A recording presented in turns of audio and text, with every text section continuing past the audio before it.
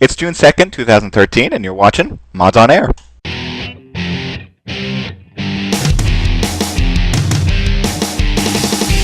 FPS, 3 RPGs, and 5 sim-type games. Yeah. I think you'll be able to come up with one here. I'm actually pulling this one hard. Ask all the people that need hacks to play Call of Duty. I can hear you groaning Oh, yeah. inwardly every time Sin's mentioned. You're just cringing. All right, welcome everyone to a special episode 378 of Mods on Air, bringing you the week in gaming news as modders, developers, and gamers ourselves.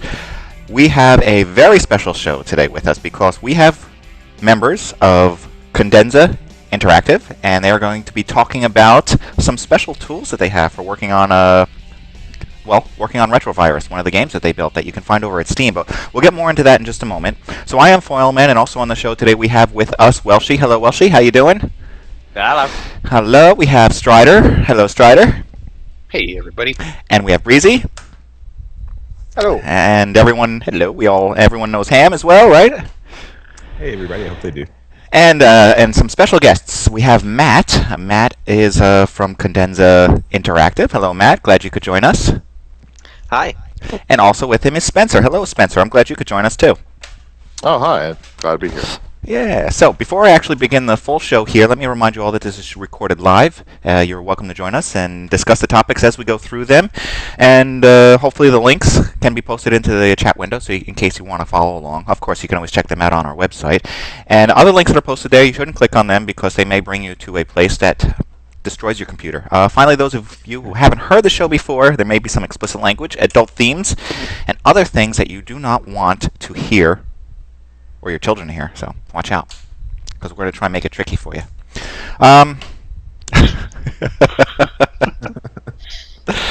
Yes. Okay. So we have the chance here to talk with Cadenza Interactive, who put together a game over the last, well, I'm going to say they really pushed it out over the last year and a half. And now what they have for us is some tools to be working on that game. So first, before I get over to the tools, I want to talk a little bit about Cadenza Interactive and the game that they have, Retrovirus, which is over on Steam right now at a great price, about 20 USD. Tell us about the game. Tell us about this 6 Degrees of Freedom shooter that you have over there, if you would, either of you. Certainly. Maybe I'll kick that off and I'll pass it over to Matt. So, Retrovirus, you said a year and a half. I'll have to correct you really briefly. We've actually been working on Retrovirus for about 3 years now. I have been working on Retrovirus for longer than I know my wife for. It's kind of like my mistress, Retrovirus.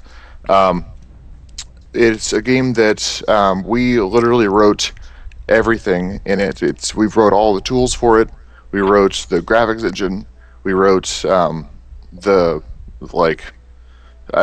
every component of this game we built from the ground up. So it's both a very near and dear project to our heart, and it's also a matter of pride for all of us on the team. So I'll pass it over to Matt. Of course.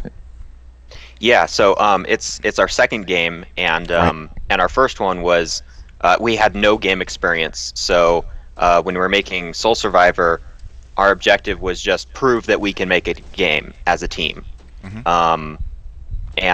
Unlike some of you guys, we didn't have modding experience, so we didn't have the proof that we worked as a team, or that we could really pull it off. So then with Retrovirus, we had kind of checked that mark, and we wanted to do better on every count. We wanted to, approach the first-person shooter. We wanted to have a narrative storyline. And in keeping with our past game, we wanted full co-op and multiplayer. So that was Retrovirus. And it was going to take a year and a half to make.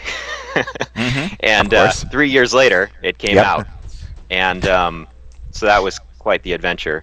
But yeah, it's 6 Degrees of Freedom, if you guys mentioned. And if anybody doesn't know what that means, it means that you're not constrained to the ground. You're free to move up and down, as well as strafing around and forward and backward. And then you also have full rotational freedom, so you can roll the camera and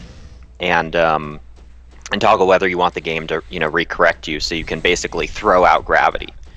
And so that's primarily what we borrowed from a couple of other games in the past.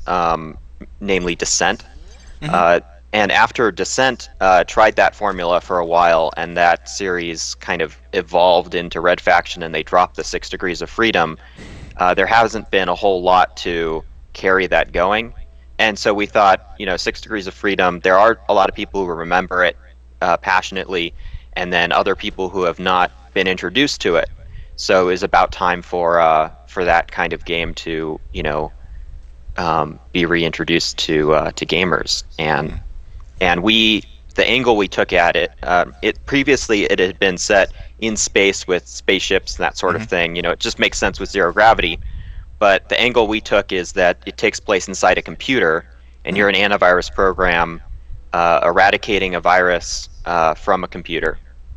And so, we also took that in the artistic direction where, the computer is a very abstract world, not quite like Tron. We didn't want, full, light bikes and all that stuff. So we went more with kind of some industrial elements. Mirror's Edge was a strong reference for where we have, a lot of bold colors, but then also a lot of, concrete, very earthly colors and palettes. And then and the viruses are, very biological, browns and purples, and so they stand out against the world.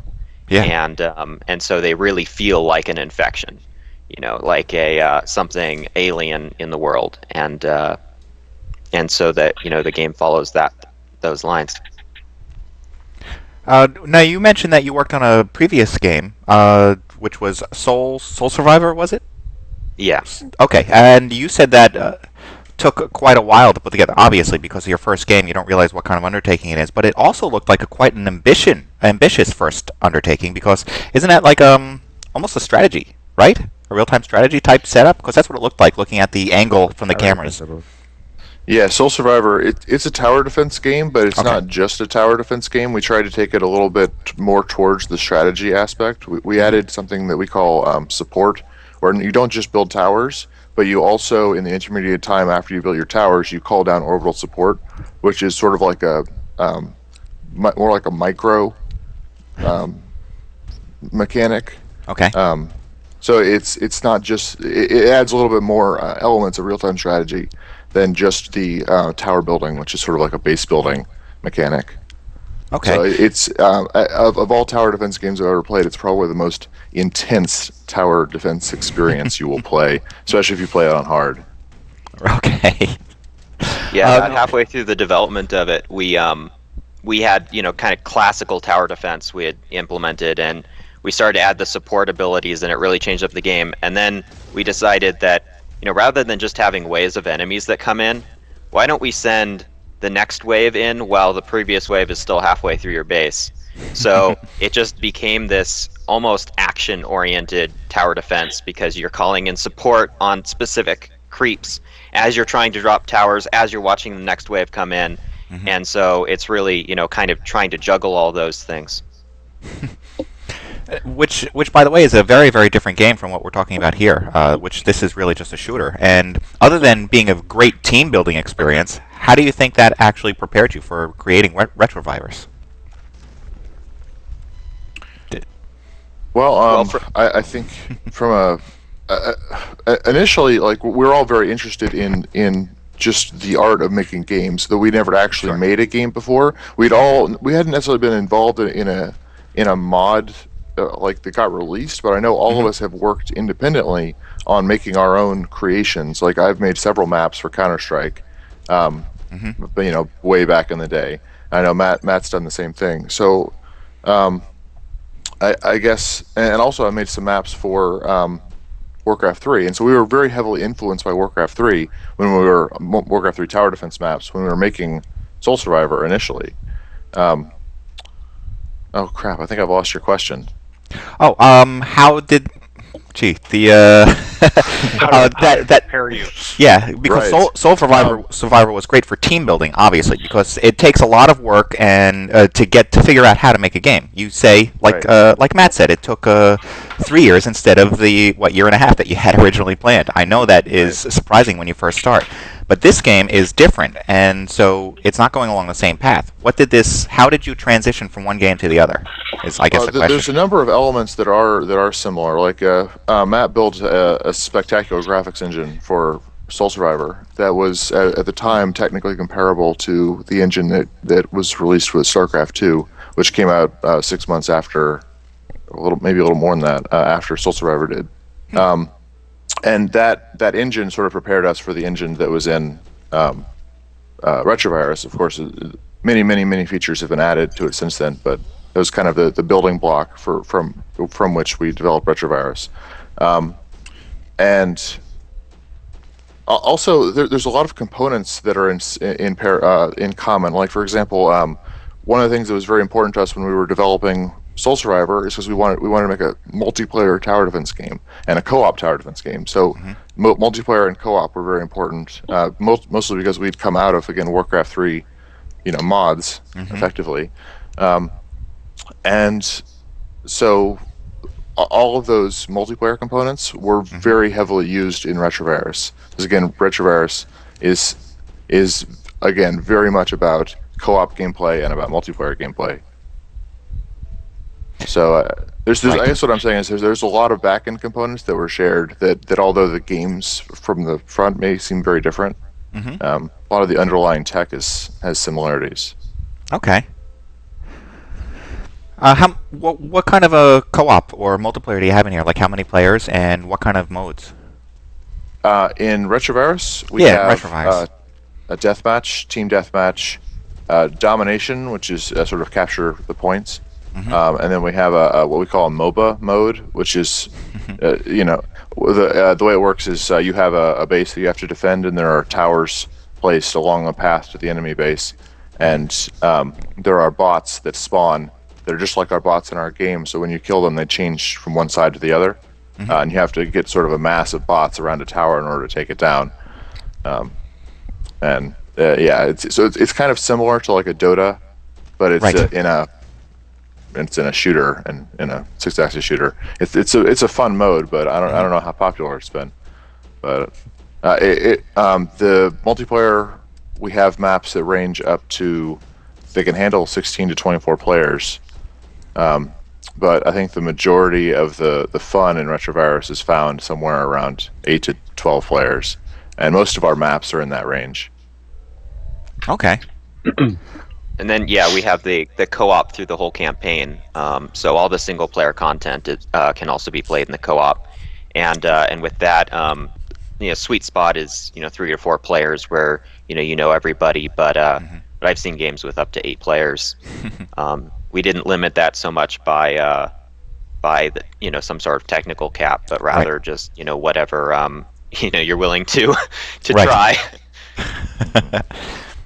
Now, I know that you were trying to figure out what to do with to possibly prevent piracy, or actually I should just say DRM, because I'm not going to say that this was a piracy issue or not.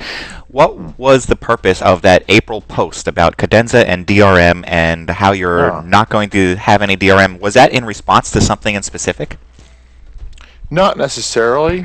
I as the business guy, I guess. I had been thinking about that because I'm sort of watching everything that gets backtracked onto our site, and we had just gotten about 8 pingbacks from sites that had posted pirated copies of Retrovirus, and so I guess that was kind of on my mind at the time. Is just this huge influx of. It's funny that not only are they posting copies of Retrovirus, but also they're pingbacking to our site so that we can approve the comment so that they can get extra Google score. It's like it's to add insult to injury, and I think that was kind of on my mind. But I just I felt like that it was important for gamers to understand what our opinion is on DRM, and we know where we stand. We kind of stand with the gamers and not apart from them, and we don't believe in DRM as we believe that gamers are intelligent enough and are I want to say they understand where games come from, and they want to see more games made, and so they should be willing. And I believe that they are willing to pay for games. I think that the industry has proven that over and over again, and gamers have proven that over and over again. And I think the industry is moving in this direction of trying to lock down DRM, which is I just don't think is a good direction for anyone, really. Right. So I think it's kind of a combination of that insult to injury, all those pingbacks, and then at the same time, it's just that is our company policy on DRM, and I wanted to, have that stated somewhere. So. Yeah, in-house we joke that that pirated copies are extended demos. It's just people who want to try the game, no risk, and then hopefully we pick up some of them as sales later, because we don't have any publishers, and if you're buying Soul Survivor, it's over 3 years after release now, and we're still making money from those sales. That goes right back to the developers, not to anybody else. So. I think people who are aware of that, they know we're an indie game and or indie studio, and that they can support us if they like what we make. And also, oh, sorry, go ahead. Sorry, I kind of wanted to interject a question / statement there. Or maybe it's a two-headed question. Number one, do you kind of feel that that you've made it because, hey, someone's pirating our game, they're deeming us worthy of pirate? Just and it's kind of, that's a tongue-in-cheek kind of question, but at the same time, do you feel that piracy is actually hurting your game or games in general, or do you more feel kind of along the lines of what Matt was alluding to there, that it's an extended demo, people want to try what they're paying for before they take that plunge, and with a game that's an indie game, there's usually a lot of questions with that, but with some of these AAA titles that are coming out with $80 price tags, and then the customer dissatisfaction with that game as far as value goes, do you think that piracy is actually hurting it, or it's just people that are trying to see what the game is like, if it's worth their money, and then they end up being customers in the end anyways? I think there are case in point examples that actually prove both sides, where piracy may or may not hurt a game, but there are numbers that display 80% piracy rates on games, where only 20% of people playing actually purchase the game, and that I think that's a really sad commentary on all of us gamers. I know I have pirated games myself, and so many of those games I went on to buy later, and some of them I haven't, and that for me is actually something that I both. I regret, and I wish to not do that in the future. If I find something enjoyable, I want to try to pay for it. And I think part of that is because I've moved into the games industry, but I would hope that kind of maturity would be something that all gamers would kind of pass on to each other. Is that we collectively understand that games are actually expensive to make, and they're actually very challenging to make, and that if you enjoy an experience, that it's worth paying the developers for that, so that you can in some way train or teach the developers what kind of games you want to see made. It's a way of sort of promoting a game just by buying positive feedback to the yes. Yeah. Okay, But let's yeah, get. it's also important that developers are kind of honest about this thing too. Is what are you doing by paying for a game? And for, again, as I said, for indie games, that is direct support to the developer. That's not if you're buying a AAA game, that's signaling to the publisher that you want more of that kind of game made. It's effectively a vote. And that's important because they'll stop making that kind of game if gamers don't buy it.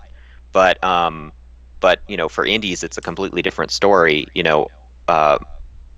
Our salaries, our food, everything comes directly out of those sales, and and so for us, we just have to appeal to people's better nature, and to do that, DRM is the wrong way to go about that. You just make people unhappy, and you don't show them respect. So we say, we're not going to do anything about piracy. If that's the decision you guys want to make, go ahead. But if you want to continue to play our games, just give us something, and we'll hold up our end of that.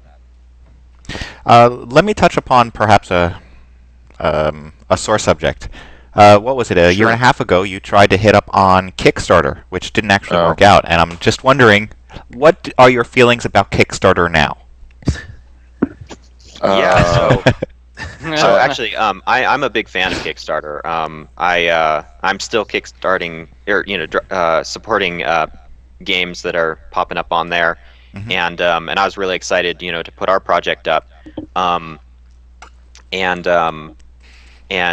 also, as you said, that was like almost a year ago.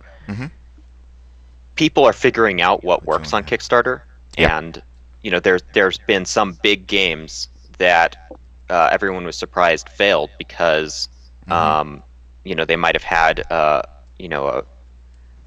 big name behind it, a popular developer, but you see a lot of these adventure games, a lot of these more I want to say laid back experiences where the more hardcore ones are struggling there, and we kind of fit somewhere in the middle there. So there weren't a whole lot of shooters backed on Kickstarter. No.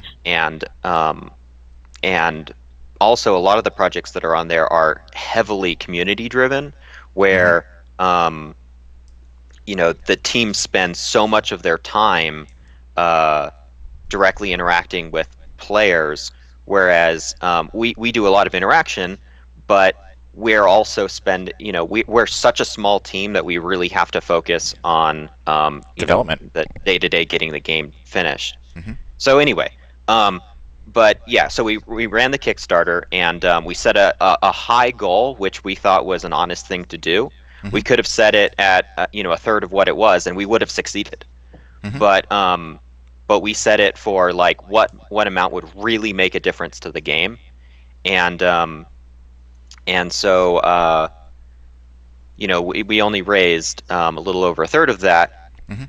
But then what it did was it put us on the radar for a lot of people. Right. So there were 1,000 backers or so that then were aware of us who previously hadn't been.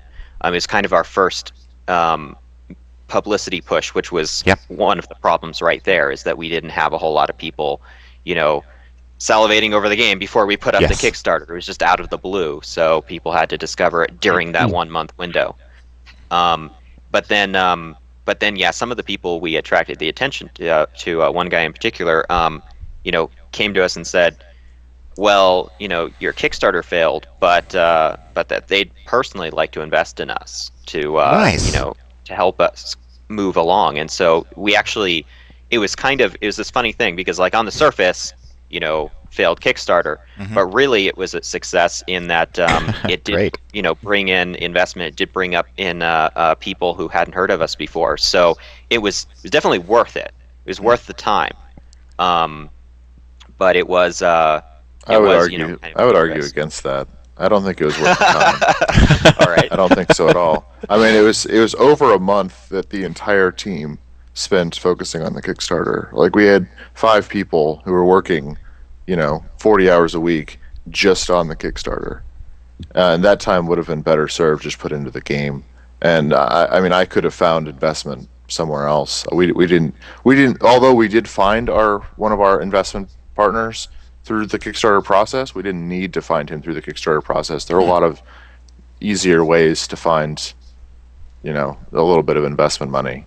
So I think that it was an enormous drain on our team, and I really regret doing it. I think it was a mistake. I mean, there were lots of positive benefits, like that Matt outlined. Like, for example, the fact that we actually got ourselves out there, that we got some people who were aware of us. But we could have focused, 3 people on the team for a month just doing promotion, and we could have sort of accomplished those same goals, this same positive benefits, without actually having to waste the entire team's time. Yeah, I guess that there's another side negative to the Kickstarter, which is hard to talk about, but it's the emotional effect of putting all of your effort into something and then seeing that thing fail. It's true.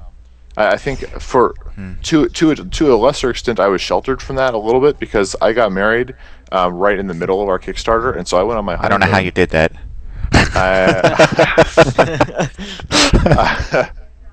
Well, I left it in some very capable hands, and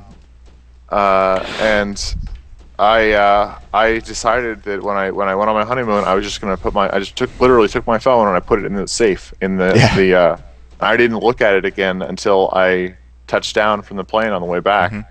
And the first thing I did is check Kickstarter to see if we made it or not. Yep. And we failed by an enormous amount, and I was just sitting there on the plane. I was just crushed. It had already been over for 2 days, but I had no idea. I had no word from anyone. So it was I couldn't even speak. For 10 minutes. Well, it really was that wake up call that we needed, because we had been operating under the radar. Kind of.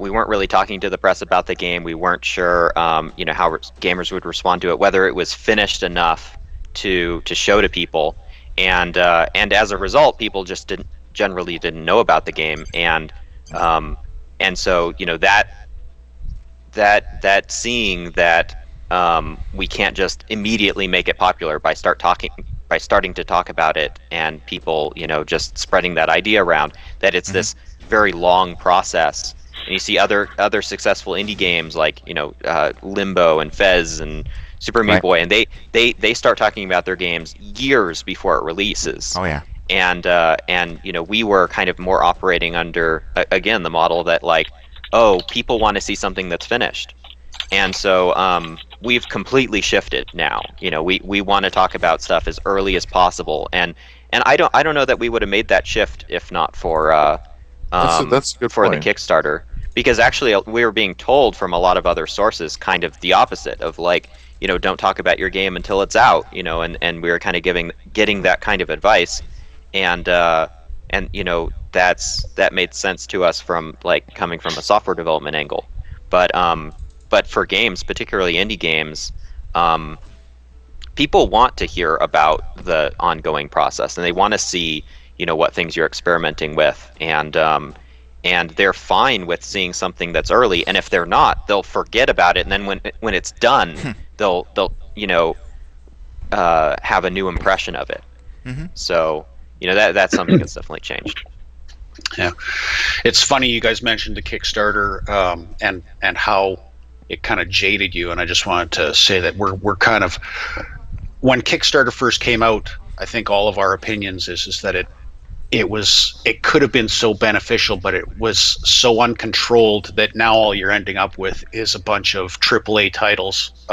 For example, I'm looking to see the next Call of Duty on Kickstarter so that they can just milk some more funds from everybody before they charge $80 for the disc.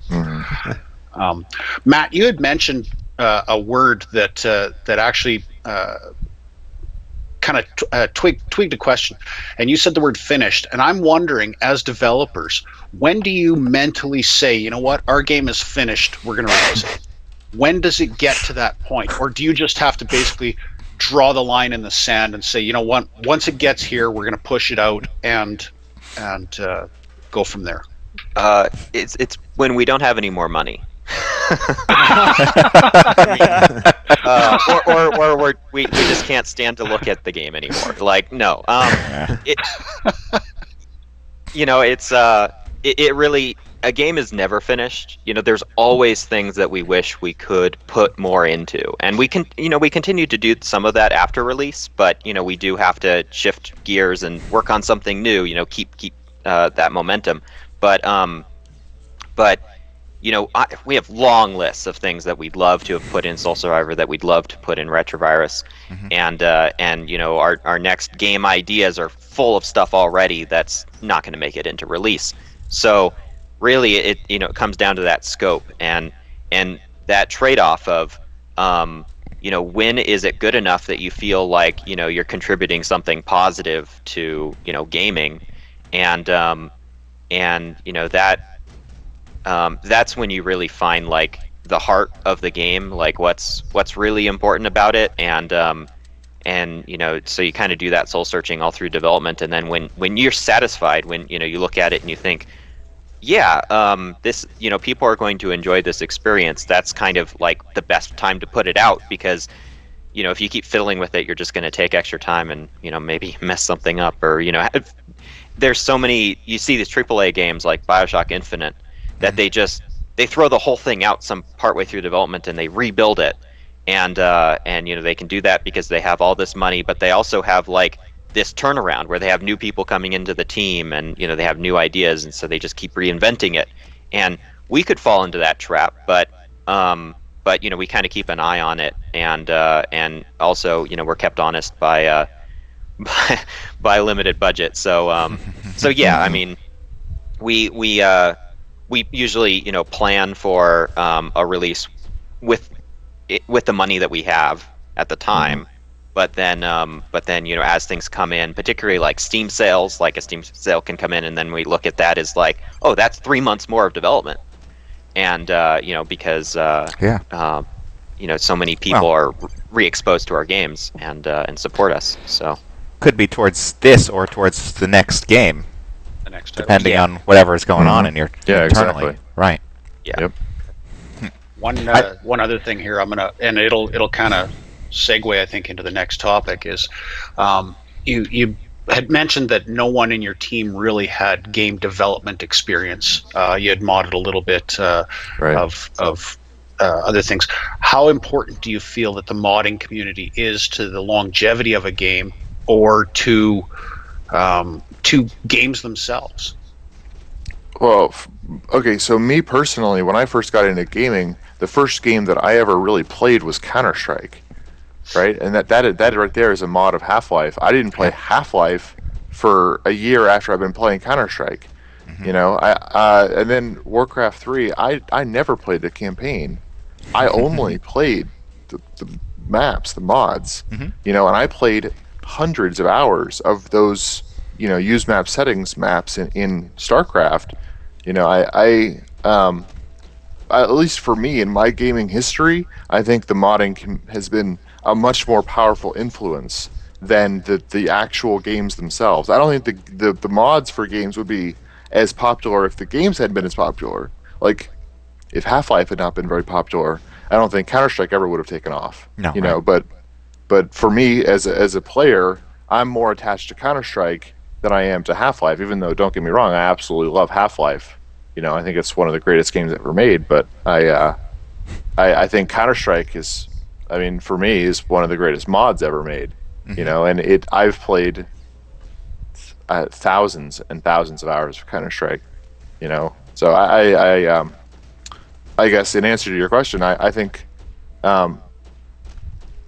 mods are a very powerful way for people who are not backed by a publisher to develop gaming experiences that can be enjoyed by even a wider array of people than would enjoy the games that they're being modded from.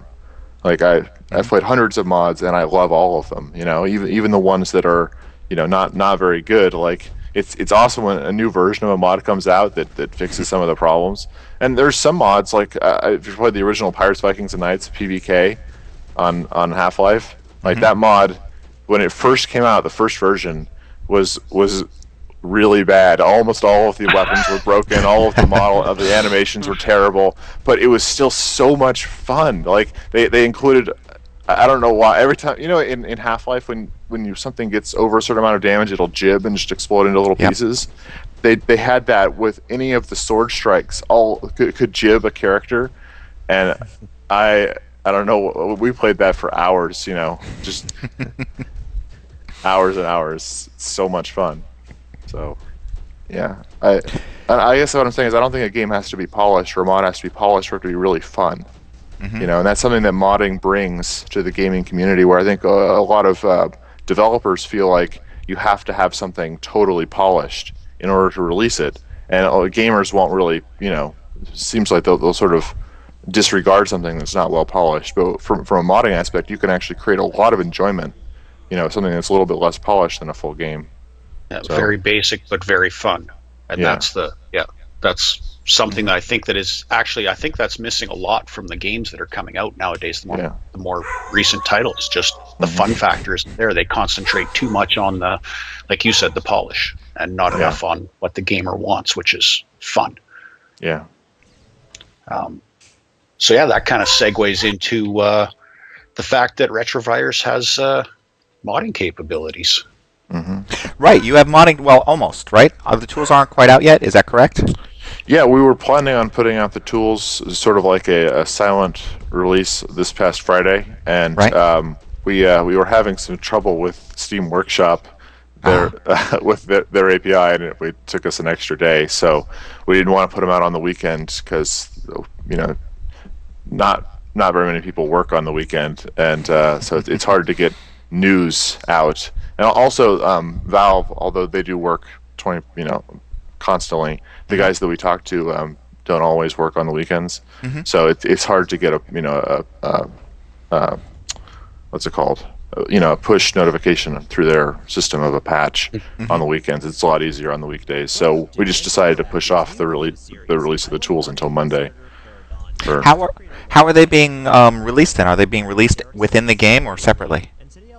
You said within the patch, game. that's why. Okay. Yeah, so we're posting a patch. We're going to post it out on all of our platforms on Monday. So regardless. Well, it's actually it's the tools that we use to make the game, and they'll be downloaded alongside the game, but they are a full tool set that you run outside of the game. That actually it's funny the way that we did it. The game runs in the same memory space as the tools, but you have like a full Windows skinned tool editor thing that feels standalone, but the game is running alongside it. So you can make a change in the tools, and you see that immediately happen in the game. Nice. So yeah, I mean that was something that was really important to us during development, so that our artists didn't have to reopen the game every time to see something happen or see some effect of their change. But yeah. Anybody who owns the game on Steam is going to get those tools in a patch, and then anybody who buys it from this point on will just have that in the game folder, and it'll be available to them to tinker, and then when they're happy with something, they can upload that to Workshop. Oh. Well, looking at the tools. I was going to say, looking at the tools, that it seems like maybe more development went into the tools than some of the other parts. There's a lot going on in here. Yeah. Well, I mean, we work I think almost more than any other indie developers I know of to put development time up front on the tools to save us time later. Anytime we're thinking like, we can spend a few hours of programmer time to save like many hours of artist time later. We do that. Our first the team for Soul Survivor was 2 programmers and 1 artist. So it's like, how can we enable this one artist to do everything in the game? And so, but those tools were a complete mess because it was our first try. And so we got a lot of feedback from Soul Survivor, like we want to make our own maps, and it's like, not in these tools, you don't. Right. So part of our response to that, feeling like we'd want to give people that opportunity, is we planned from day one on Retrovirus that we were going to release these tools at some point. And so that now is that point, and they're there are a lot of nuances, things that people are going to have to learn and pick up, but there's a lot of power there too. I mean, there's both a lot of support for things that people would be commonly familiar with as we have an advanced graphics engine with a lot of different normal maps, speculative maps, whatever. However crazy you want to go on the visual end, you can go pretty far that way. The game itself is just a demonstration of what our artists for Retrovirus, can, envision and put together. But really, you could create a wide variety of things, visually in the engine, and then Retrovirus specific things like the level editor that are really geared around 6 degrees of freedom and being able to make maps very quickly for that kind of game. Well, I noticed that you went the route of old school Unreal with the subtractive environment. Is there a reason you went subtractive instead of additive? Yeah, because we were focusing on mostly enclosed spaces. We have a few open areas, but we needed to create rooms and hallways really quickly. Mm-hmm. And So it made more sense. yeah, we didn't have Okay. all these like carefully skyboxed open areas. That wasn't Yeah. the game we're going for here. So instead, it's a lot of close quarters combat, but it's very bright. It's not like some Oh, yeah. sort of Doom 3 closet monster type thing. No, it's very colorful, but it is mostly these spaces cut out of the area. And actually it can be done additive. We don't actually have this concept of like space inside the level and outside the level within the Okay. editor initially. You could create a positive space. You could lay out. In fact, you can use it like the new Unreal editor, where you just drop in models you've created in Maya. Yeah, I was going to ask about that too. With since this seems like such a level editor-driven setup that you have here, as opposed to where most of the games nowadays are headed towards drop in your models and go from there. Yeah, and really you can do it either way. We just wanted strong support for the editor itself to understand some bit about your level and allow that carving very quickly. And actually, so because you brought it up, one of the patterns that's been happening over time is you move from these BSP, like you create your level geometry within the editor into more modern engines where some artist creates this intricately detailed model and drops it into the level, Right. and bam, there's your level. So we went with this in between where you can create these models, you can drop them in, but at the same time you can sculpt stuff within the editor. And then we have this interesting mesh where we call them tiles, where you can create a complex piece of geometry that's roughly square, and so it can have pipes and whatever craziness detail you want on it, and then you can paint that around in a Oh, room, yeah. kind of like the Sims house editor or whatever, except it works in all 3 dimensions, so you can paint floors and ceilings, and so it's like this Minecraft step There it is. of pushing out an open space, and then you can paint this geometry into the level, and then you can manipulate the control points, and the geometry will deform to fit. So you can create a curved hallway by creating effectively this spline, and then the geometry will deform to fit that spline. So we Right. get all this sort of complex level structure from fairly simple tiled models. Which I don't think I've ever seen before as a default option, not without having to go through a lot of plugins or some mathematical equations in order to run it through splines or something similar. Yeah. Yeah, it's not very common to do it this way, but it worked really well for the game that we're trying to do here, because I think in most shooters you're constrained to the ground, so a lot of that detail is put around on a lower area, and then you have if you like turn on no clip fly mode or whatever, and in whatever game you can do that in, you go flying up, and the detail just drops off significantly. Everything's really blurry and low res up there. But in this game, natively, you can just fly up to those spaces. So we had to have detail everywhere. Yeah. And again, we had a small team, so how to accomplish that was by being able to, paste these tiles and these pieces just everywhere, cover all the surfaces. Well, actually, looking at the website, it looks like you have a large team, but that is until you start dividing up the roles. So, what would you say would be the primary team for building a level? And I understand there's people that do audio, and I don't want to give them any lack of credit. And there's people that do concept art and put together game design documents and all that kind of stuff. What would you say was the core team when it came to putting a level together, probably every night of the week? What was that core? So basically, it was 2 people. You have one guy who we call the level designer, who is Dylan, and he would. He's actually moved on to Red 5 Studios now, but he would carve out the level in this editor, where he would just Minecraft style carve out the space, and then he would leave notes down about where different major set pieces should be. And these notes would only be visible in the editor. And then he would have a brief conversation with our primary level artist, who was Eric. And Eric did basically all of the models in the game, except for the enemies.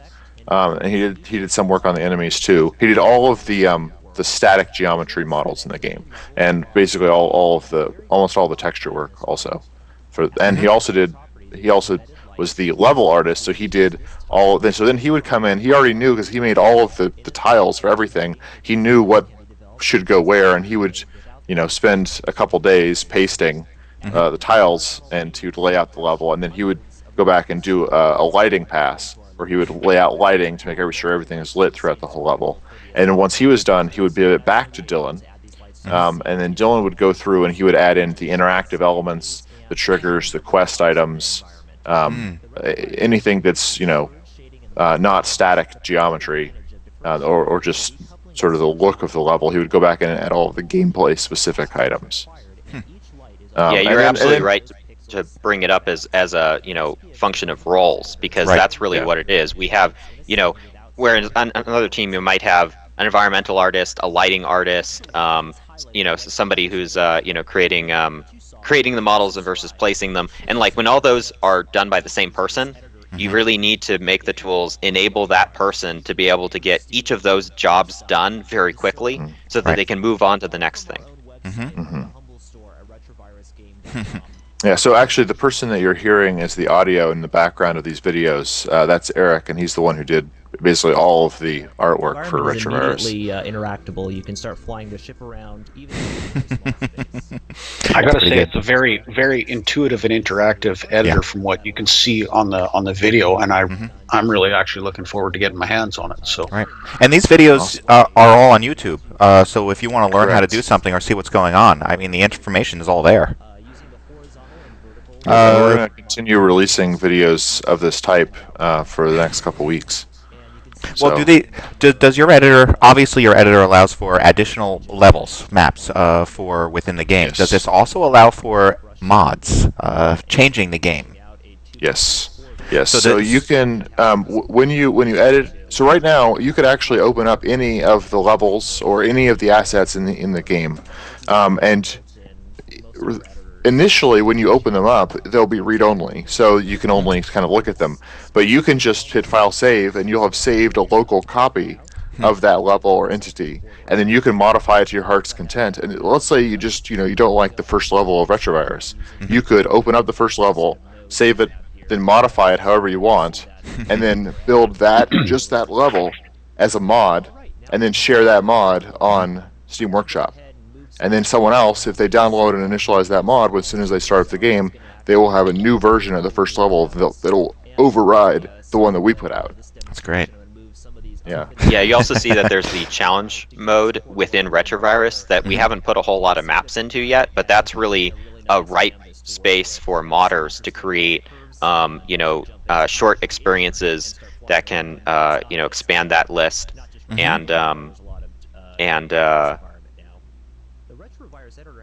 but yeah, anything in the game that's already there can be replaced by a modder. So they can have fun with tweaking everything. It's going to be obviously a much larger task to create a full campaign, or to try to create some other sort of game. Like, it is really centered around like giving that 6 degrees of freedom to players to be able to mod and discover what experiences are possible within that space. So, if you're looking for real-time strategy stuff, you probably want to look at starting with a real-time strategy game. But yeah, this is again a space that from a development standpoint hasn't seen a whole lot of attention lately, until now, and from a modding standpoint, definitely has a lot of potential. Okay, so I'm a modder, and I go in here and I start adding new levels. Love the levels. I decided to create a total conversion mod, start replacing everything that I can and trying to release it. Now I turn around and say, you know what? This could be its own game. Can I license the engine? Has that ever been thought of? We've had some people ask us that before, and basically the answer is no. Primarily Okay. because we would never want to license something and then not support it, Right. and we just currently don't have the manpower to support the engine in that way. Like we would love to do that, and maybe if our team grows to the size that, or if we have enough interest. Like if we have enough people who want to license the engine, then we might be able to actually afford to have someone on support staff for the engine. But I mean, there were you'd have. I mean, basically, Matt and I wrote the engine and the Yeah. tools for ourselves and to make this game. And I think that it would be really irresponsible of us to give out all of that code without providing proper documentation and support Okay. for it. You know, so I mean, maybe if you had something very specific that you want to try to work out a deal with us, maybe we could try to work that out. But I think that really our desire is in your best interest, because if it's like we've had someone before ask us if they could try to port Soul Survivor to Linux, and we're like, you don't know what you're asking. Like that, you're going like. That would take me a year. Like you, who've never worked on the code before, no offense, but like it's going to be a lot harder than you're thinking. And I wouldn't. I guess that's where we're coming from. It's not that we want to prevent people from doing, Yeah. from interacting with it, but we want to protect them from our the lack of documentation and support that they'll have. Yeah, that's one of the big things about like how complex tools are now is the modding, and particularly the support of licensing it out is more a question of resources than control. You saw like id Software recently saying that that their id Tech latest iteration is not going to be licensed to other studios, and there's kind of an outcry about that. But the reason is they don't have the resources. They're not Epic Games. They haven't built their whole business model around licensing out the engine, and so they just want to focus on the games. Now they did release some mod tools, and finally after a long wait, but yeah, I mean there's some hard feelings in this. There's a lot of yeah, room yeah, about- I'm sure. But just coming at it from the developer angle, you can understand that that's not a decision made out of any sort of malice. That's the just some of the challenges of the situation, and in these days when tools are so complex and there's so much code involved with them, and if you're just if you want to be a studio that's focusing on delivering games, delivering the tools is a whole nother side of it. And we've kind of seen that over the past few months. We've been getting these tools ready for players, and it really does take just a different mindset. But it's we said we'd do it, and we really want to see this through as an experiment. Like what can people create for our games, and really opening that up, because it has the opportunity there for people to really express themselves in an interesting way. Yeah. I've Yes. got one question I'm going to throw in here, Foyle. Are we going to be seeing Cadenza at any of the upcoming electronic shows, PAX Prime, anything like that, or E3 in a couple weeks. E3 in a bit? We'll certainly be at PAX Prime. Good. We'll be We've there. been at almost every PAX Prime since 2008. Is that right? Or 2009?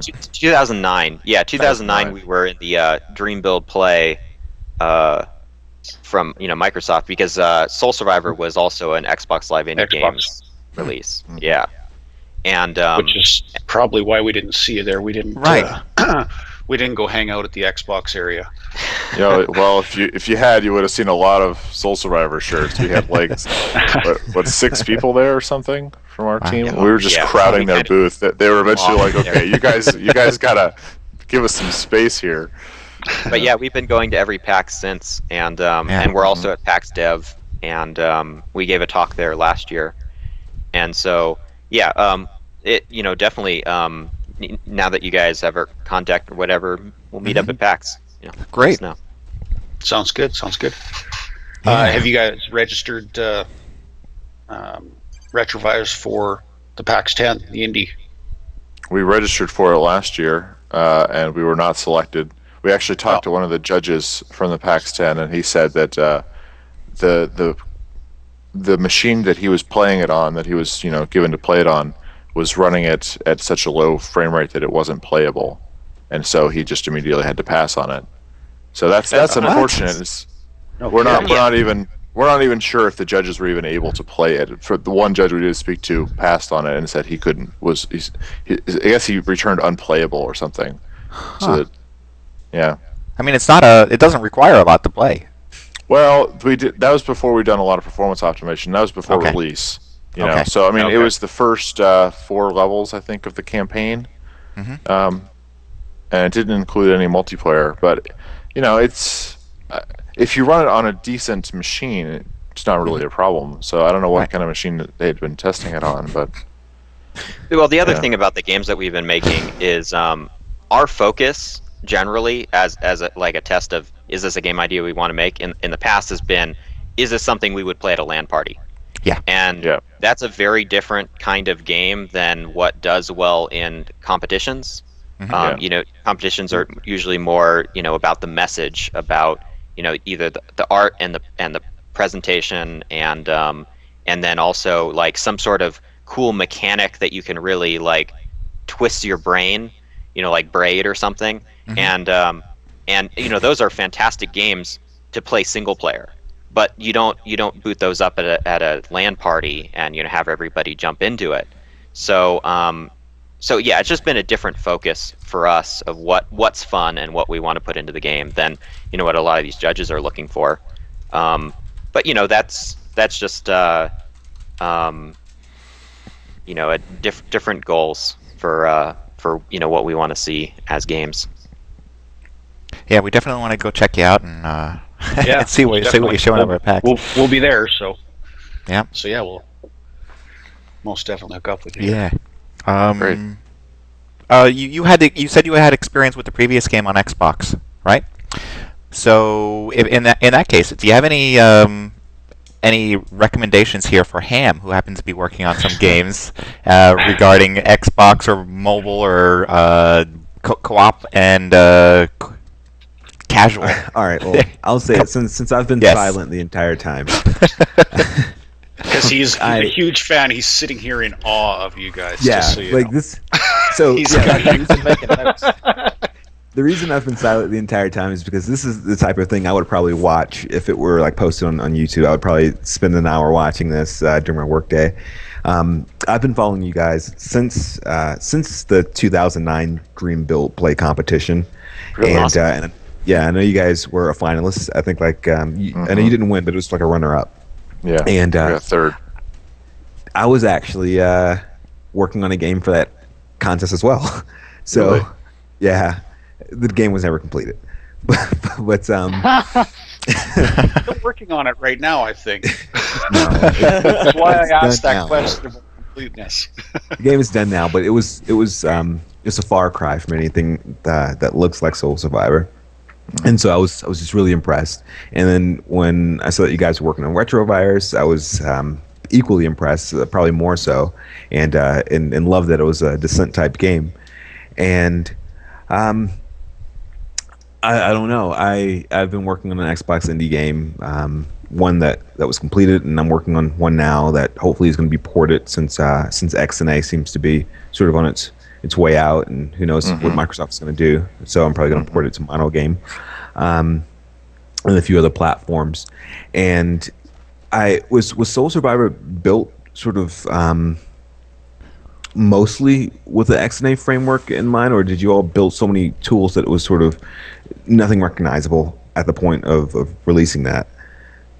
Yeah, so we had actually been working in managed DirectX before XNA came out, so that was kind of the precursor. And so we've been working in .NET ever since. We're going to continue working in .NET, as long as we're able, and as long as platforms still support it.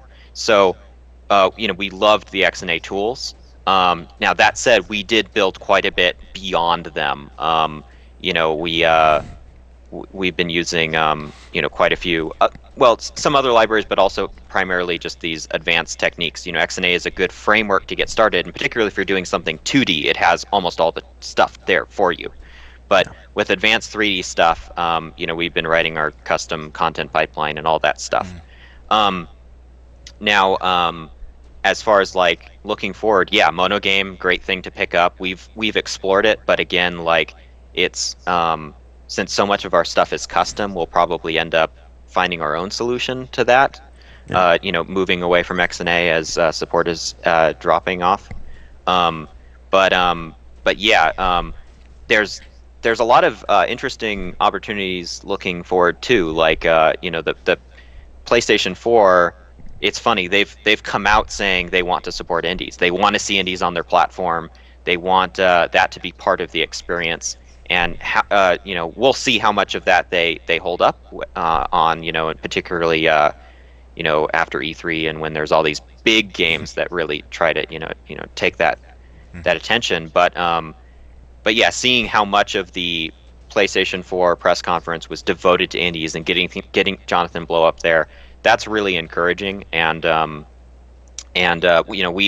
we haven't released on any Sony platform yet, but we've talked to other developers who have, and they've gotten great support there. So it kind of seems like, the initiative that Microsoft was trying to do with Xbox Live indie games, that spirit has, reemerged, on Sony's platforms, and Microsoft hasn't said anything about indies so far. For the Xbox One, except that they're going to need a publisher. So that's not great. There's ways to get through that. Like some publishers will approach indies saying, okay, you can use our name to get onto that platform, but we won't control any of your content, or anything like that. So you're still going to see some indie games on Xbox, but yeah, definitely be watching what Sony's doing.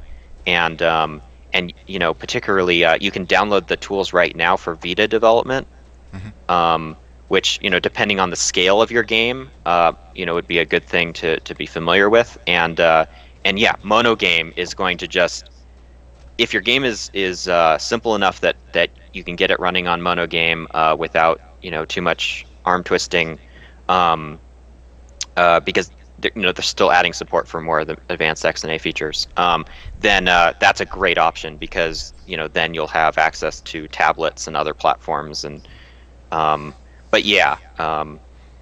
so really be watching all those different platforms. Yeah, that's the plan. You guys are very much an inspiration, and I mean that in sort of the most fanboyish way I possibly can. because here's some guys who've taken the same tools that I have and sort of have that same sort of drive to make it as an independent developer, and you guys are an example of people who've done that and done it well, and are contributing back to the community in the form of mod tools. Like you really can't ask for more. So just a big thank you to you guys. Well, thank you very much. Yeah. All right. You guys have any other questions or anything else you want to talk about, since we're pretty much at our hour? No, I mean, definitely. It's great that you guys, took interest and had us on, and we particularly look forward to hearing your feedback. When you're working on the tools, that's something that we're going to need a lot of the next, few months. Is hearing what people want and seeing what people can create, because this is a new experiment for us, putting our tools in somebody else's hands, and so how successful that's going to be is going to be proportional to what response people have about it. So yeah, and if you have any issues, I as the guy who just spent the last month making the engine capable of creating mods, I'm we've done a lot of testing on it, but if you guys find any issues, you had any trouble with the tool, please just post that in our forums, and we'll do our best to follow up with you guys and give you guys support as you Yeah, I wanna think make between mods. all of you, you could be calling him about 24/7. He's not trying to license it, remember. All right. Yeah, exactly. I'm hoping that at some point, everything will be nice and stable and working perfectly. Yeah. Yeah. All right. Yeah. Okay. Oh, and any next release, like in days or weeks or something that we should keep an eye out for? Yeah. So the editor should appear as a patch on Steam on Monday. Okay. And then also some of the other platforms take a little bit longer. We're also on GameStop's, which is aka Impulse, and Amazon. Desura. And I didn't see a Desura link for Amazon. Okay. Yeah. Full store. So the Amazon obviously won't update itself, but when you buy it on Amazon, you get a Steam key, so you can use that to get a patch. But also the new, if you ever re-download it from Amazon, you'll get the newest version. Oh, get that up on your site, Amazon. I just see Steam, GameStop, and Desura. Really? On our site? Yep. Uh-oh. That's All right, you're finding problems already. Because I think some people do like that. All right. Yeah, that's a recent addition. So yeah. Okay. Oopsies. Okay. All right. On that, I guess I'll wrap things up, and I'll put a very big thank you out to Matt and Spencer here for talking about Cadenza Interactive and their game Retrovirus. Thank you very much, guys. That was our pleasure. Yeah. Great. Okay. On that, I guess I will thank our host for taking the time out to chat today. I want to say thank you to Welshy for joining us today. No problem. It's really hot in here. And Stryder, thank you for joining us today. It's always an adventure. It's something. And it was most enjoyable adventure today. Yeah. Yes, it was. All right. Breesy, thank you for joining us today. No problem. And Ham, thank you. Oh, thank you very much. This was a pleasure and honor. All that. You realize he's gonna weep after this. Yeah. And I gotta say that's like Breezy's fourth and fifth words of this entire episode. So Aw. he's setting records all over the place. I was listening Intently. intently. All One day I right. don't have a hangover. The one day you don't. Right. All right. So finally, I want to thank you, the fans of MODSonair.com and the subscribing members of MODSOnline.com for making this show possible. And until next week, everyone, check out Cadenza Interactive and Retrovirus. All right. Enjoy. Thanks for watching this week, and come back next week when we will broadcast another live show. Details for this and all past episodes can be found at MODSonair.com. We welcome your feedback via email at mailbag@modsonair.com. And please consider subscribing to modsonline.com to support our show. The opinions expressed by individuals on this program are not necessarily the opinions of our sponsors, owners, or partners. All right, now for this ending that I have here, I want to show you something that these guys didn't expect me to show because I don't think anyone has seen this before, and it's kind of funny. Large caliber or large drink purchase. The man in the window was armed with an assault rifle, or at least that's what LAPD officers thought. It was a false alarm, and the confusion was caused by a lifelike statue of a soldier holding an assault rifle. KCOM Juan Fernandez is live at a video game company in Sherman Oaks, where it all happened. Juan? Well, Rick, it all seemed all too real when the LAPD arrived here last night, and they treated it as such until they realized this was one unique false alarm. Answering a panic alarm call, security video shows armed LAPD officers entering an office building on Ventura Boulevard. Once on the second floor, they spot what appears to be a sniper scanning the traffic down below. As soon as they hit the top of the stairs, you have a direct line of sight to where Ghost is standing at the window. So, you see them pause for a second looking at Ghost, and then, they go in, they check it out, and spend a little time in there, and then they clear the rest of the building. Robert Bowling was the only one left in the Robotoki offices around This is not the funny part. Thursday when the LAPD arrived, and says he had no time to tell responding officers that the sniper in his office. Question is, what were they responding to? Call of Duty's Simon Ghost Riley. And they asked me to come out, put the hands up, the whole procedure, and then they detained me to make sure that I'm not what they're there for. None of this would have happened, but it turns out Bowling had just had an alarm system installed in the independent game studio offices. Watch There. here now how two coworkers spot the panic button on the desk. and they start pressing Looking on it. the security camera, them looking at this panic button, looking around, discussing it, and then pressing it and looking around to see what happens, and nothing happens right away. Bowling says there's no doubt his security system works, and the response by the LAPD was immediate. False alarms in the city of Los Angeles often come with a fine. They put a lot of time and effort to come out here, check it out, clear the whole studio, and make sure we were okay. And that's exactly what the panic alarm is designed for. And if I have to pay a little bit because they didn't have to do their full thing, then I'm okay with that. As for Ghost, he'll stay in place. Next week, window blinds Overlooking are set the to be population as they drive by. installed. And All right. LAPD telling me that it appears this was all a mistake. The businessman- I just think it's funny they threw in this panic alarm, which they say is on a desk, but it's obviously, looking at the video, a switch on the wall.